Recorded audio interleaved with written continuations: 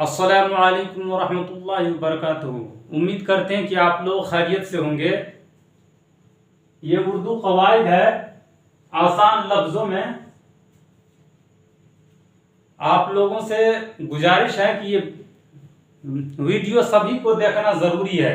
इसके अंदर ख़ास अलामत इसके अंदर छुपा हुआ है। ये नहीं देखेंगे तो आपको उर्दू अच्छी तरह समझ में नहीं आएगा। खुद पढ़िएगा, समझ में नहीं आएगा। ये देखने के बाद आपको समझ में आएगा।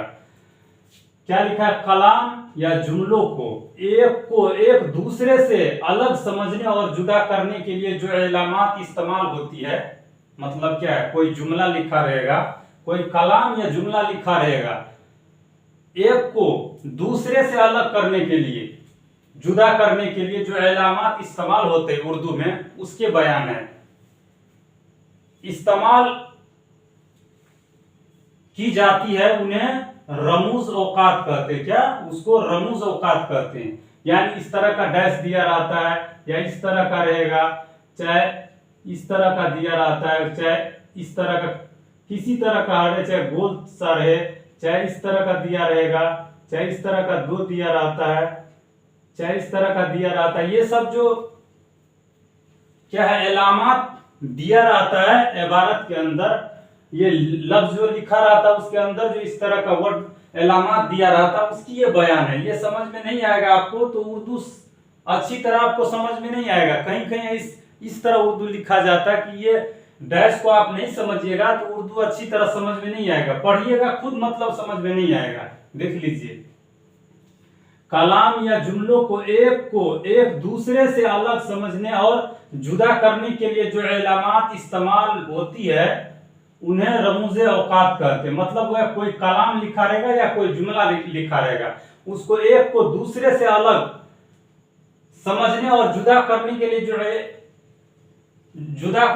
जो अलामत इस्तेमाल उर्दू में होता है, उनकी बयान है। उसको क्या कहते हैं?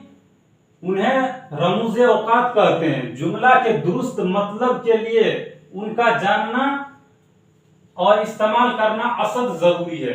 ये उर्दू की एनसीईआरटी के बुक से है। ये अलामत जिसे वक्फा कहते हैं, ये अलामत को क्या कहते हैं? वक्फा कहते हैं। उसका इस्तेमाल देख लीजिए, यहाँ दे दिए हैं, मतलब आपको समझ में आ जाएगा। ठहरो मत जाओ, इससे आप क्या समझते हैं? ठहरो मत जाओ यानी किसी को आप कह रहे हैं कि रुक जाओ, मत जाओ, के दो मतलब लिए जाते हैं। एनसीईआरटी के बुक में लिखा है कि ठहरो मत जाओ को दो मतलब लिया जा सकता है, के दो मतलब लिए जा सकते हैं। अब आगे देख लेते हैं कैसे। ठहरो मत जाओ मतलब ये है कि ये डैश इसमें लिखा है कि ठहरो मत जाओ, मतलब है कि रुक जाओ, मत जाओ। और देखिए, और ठहरो मत जाओ, ये अलामत क्या है? वक्फा कहते हैं, यानी रुकने को, कुछ देर के लिए आवाज को कुछ सेकंड के लिए बंद कर दिया जाता है। ये अलामत इसलिए दिया जाता है। तो क्या लिखा है? ठहरो मत जाओ। यहां दिया ठहरो मत जाओ यानी रुक जाओ, मत जाओ। यहां दिया है ठहरो मत जाओ, एक ही चीज है, मगर ये क्या है? अलामत यहाँ दे दिया है, यहाँ दे दिया है। यहाँ दे दिया तो इसका कुछ और मतलब है, और यहाँ दे दिया तो उसका कुछ और मतलब है। यहाँ क्या? ठहरो मत जाओ यानी रुक जाओ, न जाओ। और ठहरो मत जाओ, इससे क्या मुराद होता है कि जाने का हुक्म दिया रहा है, इसमें रोकने का हुक्म दिया जा रहा है। हालांकि ये दोनों क्या एक ही वर्ड है, ठहरो मत जाओ, है कि नहीं?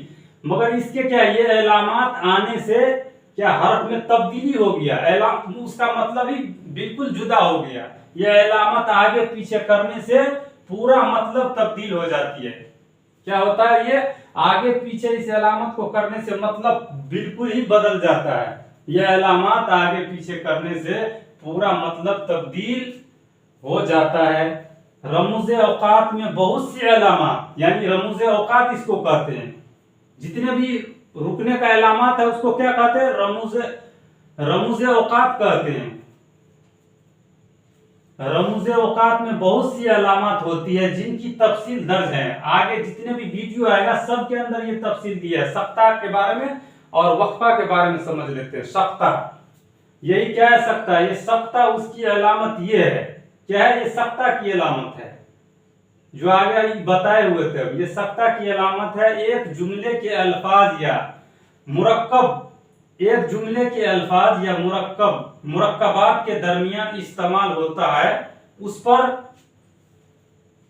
थोड़ा ठहरना चाहिए। इस तरह का अगर अलामत रहेगा तो क्या करिएगा, थोड़ा सा ठहरिएगा। सख्ता इसको बोलते, इस तरह थोड़ा ठहरना चाहिए। सही से देख लीजिए, सख्ता उस अलामत, इसकी अलामत ये है, इसकी सख्ता इसकी अलामत ये है। और ये क्या कहता है, ये कहीं दिया रहेगा इबारत के अंदर, तो क्या एक जुमले के अंदर दिया रहेगा, तो एक जुमले की अल्फाज या मुरक्कबात के दरमियान इस्तेमाल होता है, उस पर थोड़ा ठहरना चाहिए। थोड़ा ठहरेंगे, जैसे लिखा ठहरो मत जाओ, ठहरो मत जाओ, यहाँ वहां पे मत पे ठहरना है, यहाँ ठहरो पे रुकना है, यहाँ मत पे रुकना है थोड़ी देर के लिए, तो मतलब में तब्दीली हो जाता है। वक्फा समझ लेते हैं। वक्फा उसकी अलामत ये है, मान लीजिए इसी तरह सख्ता की तरह लिखा रहेगा, मगर उसके नीचे क्या बुनका रहेगा,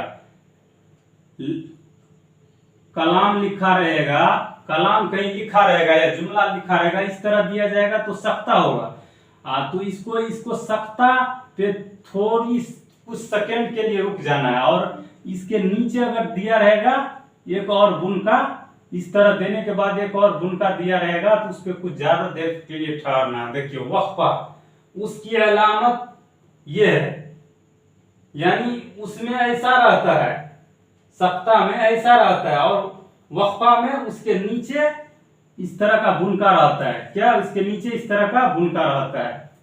इसकी अलामत ये है, मुफरद जुमले के इख्तिताम पर, मुफरद जुमले के इख्तिताम पर, यानी जुमला के लास्ट में इख्तिताम पर यह अलामत लगाई जाती है। सख्ता के निस्बत यहाँ ज्यादा ठहरना चाहिए, यानी इस तरह का दोनों इस तरह का अलामत दिया हुआ है, इस तरह का अलामत रहेगा तो कुछ देर के लिए आप रुकेंगे उस पे, कुछ सेकंड के लिए। अगर नीचे इसमें बुनका दे दिया जाए तो ये वक्फा हो जाएगा सख्ता की जगह, और इसके बनिस्बत क्या है, सख्ता के बनिस्बत यहाँ कुछ ज्यादा ठहरने का हुक्म है। इस तरह की अलामत किताबों के अंदर दिया रहता है, और इसके बारे में आपको एनसीईआरटी के एग्जाम के अंदर पूछा जाएगा। इसलिए आप सभी हजरात से गुजारिश है कि आप लोगों का वक्त जो है बहुत ही कीमती है, और वक्त के बारे में बताया है कि इंसान के लिए वक्त सोना से भी ज्यादा कीमती होता है। तो ये वीडियो आप लोग को अच्छा लगा हो तो वीडियो को लाइक और सब्सक्राइब करिएगा, और अपने दोस्तों में शेयर करिएगा। जो उर्दू पढ़ना लिखना चाहते हैं उन सब के लिए वीडियो है। अस्सलामु अलैकुम रहमतुल्लाहि व बरकातहू।